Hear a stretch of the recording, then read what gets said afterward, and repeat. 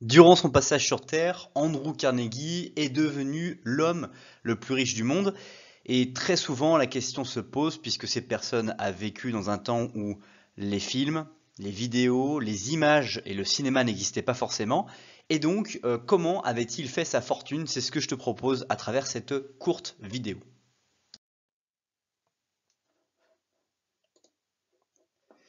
En 1901, le banquier John Pierpont Morgan, qui est décédé en 1913, a racheté la Carnegie Steel pour quelques 480 millions de dollars, faisant d'Andrew Carnegie l'un des hommes les plus riches du monde.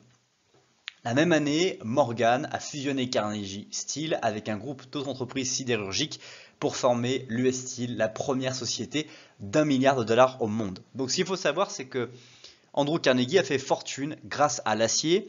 Il n'était pas forcément destiné à l'acier, mais au fur et à mesure de sa carrière, de son développement, il a commencé à acquérir des entreprises d'acier.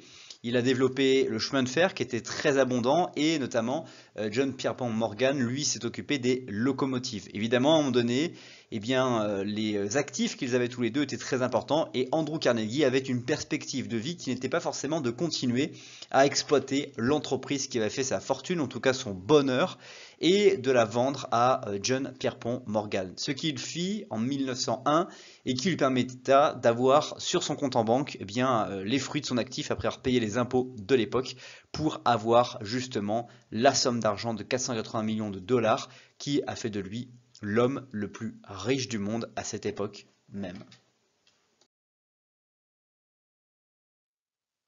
Si tu as aimé cette vidéo, tu aimeras très probablement son article associé sur le blog.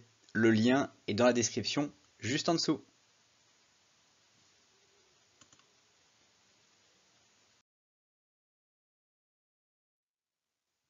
Aussi, et pour conclure cette vidéo, je t'invite à découvrir la dernière vidéo YouTube de la chaîne qui se trouve sous la flèche bleue ou directement à observer une vidéo adaptée au contenu que tu regardes en ce moment sous la flèche rouge.